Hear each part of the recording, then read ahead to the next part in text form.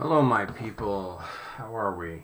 I hope you don't. I hope you don't hear my little girls are in the other room and they're playing. So if you hear squealing, we're not abusing them. They're actually playing with each other and they're having a whole lot of fun. But the mics might actually pick that up. So just thought I'd give you a little bit of a heads up.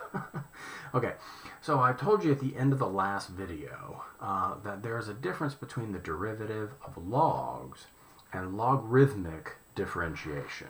Okay, and here's the difference. So if I have y is equal to e to the x, there is no logarithm that is actually involved in that problem at present, right?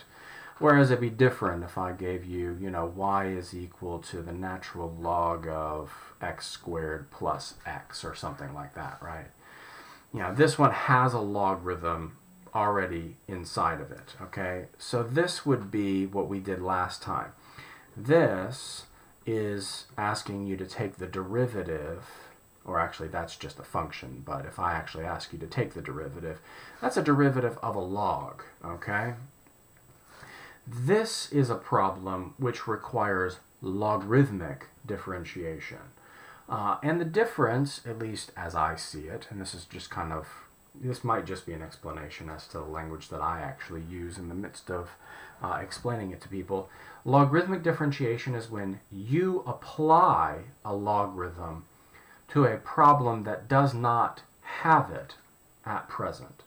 So if I look at this and I say, well, you want to know what? I actually want to figure out what the derivative of e to the x is, but that pesky x in the exponent is what's bothering me.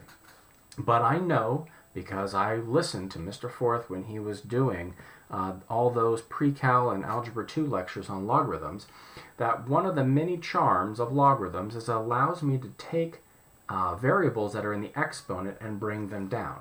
So I am going to take the natural log of both sides. Now I'm allowed to do that. It's an operation that's completely legal. And so the moment that I do that, however, I know that I can use properties of logarithms and bring that x down in front. Okay, so I'm going to get x natural log e. Now, that's kind of convenient because the e goes bye-bye, okay? Now, if I differentiate both sides with respect to x, I'm going to, and just like natural log u gives you u prime over u, the derivative of natural log y gives me y prime over y. Well, the derivative of x with respect to x is just 1.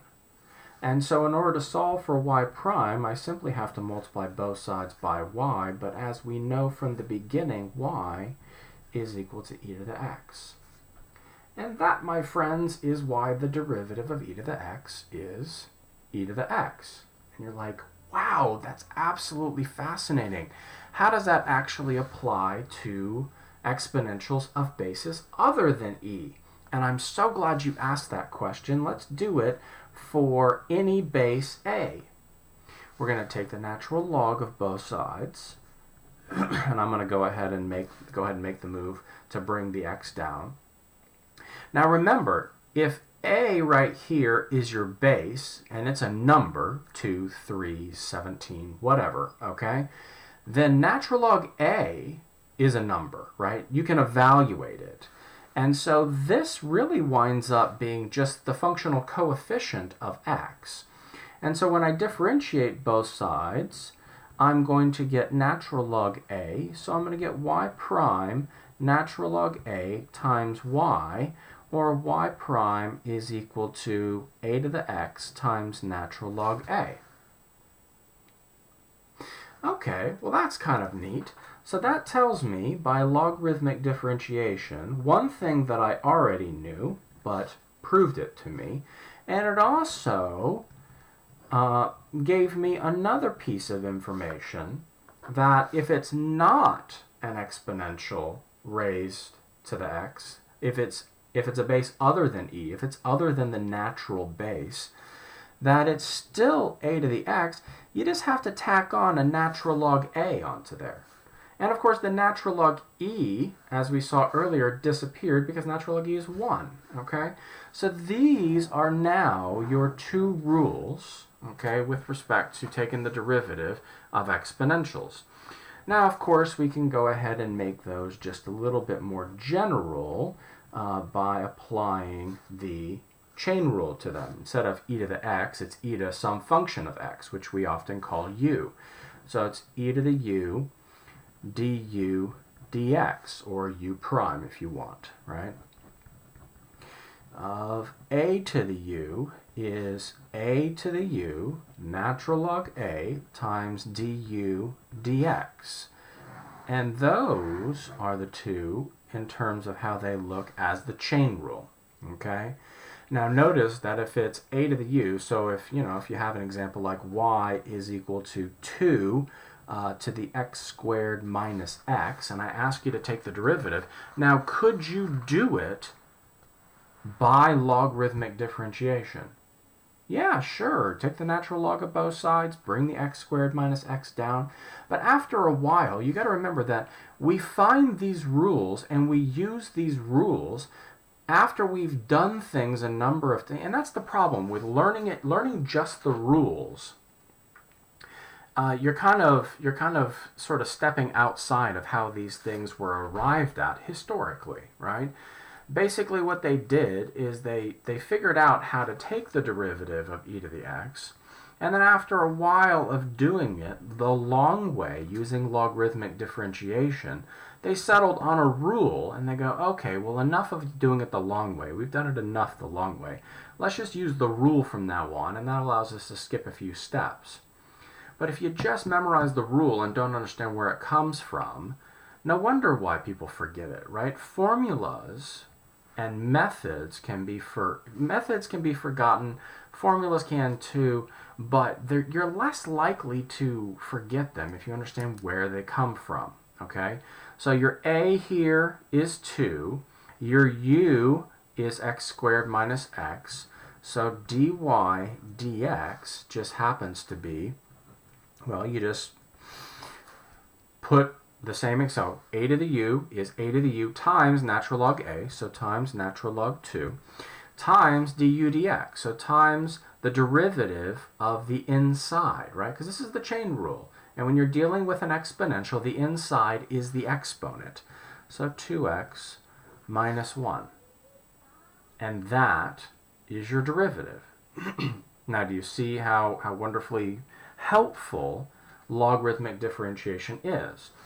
Now, sometimes, I mean, you can use logarithmic differentiation for things where it isn't required, okay? Let's say that I'm given y is equal to x plus 7 to the 6th times 3x minus 4 to the 5th, okay? Now, could you do that by the product rule and by the chain rule? Sure, but you can also do it by logarithmic, because you can actually take the natural log of both sides, and then, once you do that, you can then apply your properties of logarithms such that you get 6 natural log x plus 7 plus 5 natural log 3x minus 4. And once I do that, I know that differentiating this side gives me y prime over y. This gives me 6 over x plus 7. This gives me 15 over 3x minus 4. And then all I have to do is just multiply that right side by y. And I'm going to go ahead and put y in its original form, meaning this y, right? Because those are equivalent expressions, y and that are equal. So, plus 15 over 3x minus 4. Now, is there anything to say that that's not a legitimate form of the derivative? No, that's a perfectly, sorry, that kind of looks like a 5. We'll go ahead and make that look a little bit more like a 3. There we go. Okay, that is a perfectly legitimate way. Because remember, the form of the derivative has everything to do with what I'm going to do with the derivative next. And if I'm just going to evaluate it at, like 4 or something like that, you can plug 4 into there. It's just as easy to plug 4 into there than if you'd done it by a combination of the product and the chain rule, okay? So sometimes logarithmic differentiation comes to the rescue where it isn't absolutely necessary, it just makes things a whole lot easier. And, why wouldn't you want to make things a whole lot easier?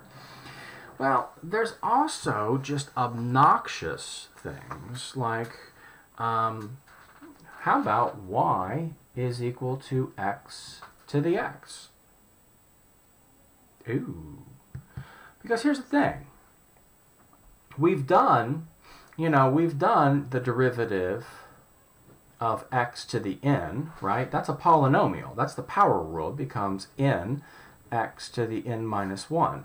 And we've done the derivative where a is where the numerical part of it is the base and the exponent is the x, and we just did that, and it's a to the x times natural log a. But what happens when the variable is both the base and the exponent? I mean, because you don't have a formula for that. You guess you could devise a formula for that, but what if it were not x to the x, but what if it were x to the sine x? Okay, so let's go ahead, and of course what you're going to want to do is you're going to want to take the natural log of both sides. Now, the moment that you do that, you see the fact that you don't have natural log of a number right here, you have natural log of x. So when I take the derivative of both sides, I'm going to have to do the product rule over here. So that becomes y prime over y, and you have first times the derivative of the second plus the derivative of the first times the second, and you have y prime times y, 1 plus natural log x, which is of course x to the x, 1 plus natural log x. Now, could you go ahead and memorize that? I suppose, d dx is, of x to the x is x to the x times 1 plus natural log x. Sure. And a lot of people last year did, because it would occasionally pop up on cumulative quizzes. So for good or for ill, you don't have my cumulative quizzes anymore. But that, I guess you could recognize that as a rule, but then of course you might, once you do that as a rule, what about x to the u? Okay, and what about, u to the x, right? And then of course, what about, and of course can't use u, but u to the v, where both u and v are functions. So if you do this rule, you're going to want to do that rule and that rule and that rule. Well, at that point it becomes just, you're adding differentiation rules just for the sake of adding differentiation rules, and there's really no point to it. It's better just to know the method of logarithmic differentiation, okay? So let's go ahead and let's do, maybe let's do one more. Okay, well let's do y is equal to 8 to the sine x, right? And let's do it by the rule, and let's do it the long way.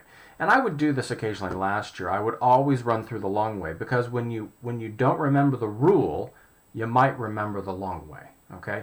Anytime you have an exponent that contains a variable and you're asked for the derivative, you can do it by logarithmic differentiation. Every single time, okay? So what we need here is we need natural log of y is equal to sine x times natural log of 8, right? Well, natural log of 8 is a number, right? If you plug it into your calculator, you will actually get a value. So you can go ahead and just sort of, y prime over y, when you differentiate both sides, I would put natural log 8 out in front and call it cosine x, and then y prime is equal to y, or 8 to the sine x, natural log 8 times cosine of x. Well, isn't that just a to the u natural log u times u prime, because that was the rule that we talked about in terms of exponentials by the chain rule. Okay, so logarithmic differentiation winds up being extremely helpful, and it can kind of go a long way in terms of helping you solve things where, I mean, it's just going to be, you not only when you get to AP exam do you have to remember all these rules, you have to remember all of the background stuff from Algebra 2 and Pre-Cal, which, by the way, is why you should still be studying those things that I gave you cumulative quizzes over. But you have to remember all of it. There's so much to remember. So, sometimes it's easier. Formulas can be mixed up in your head, but methods are usually, especially when they come along with an understanding as to why, are a little bit easier to navigate. So I hope that's helpful. I'm going to go ahead and we'll do a few more examples of all of the types here in the next couple of videos.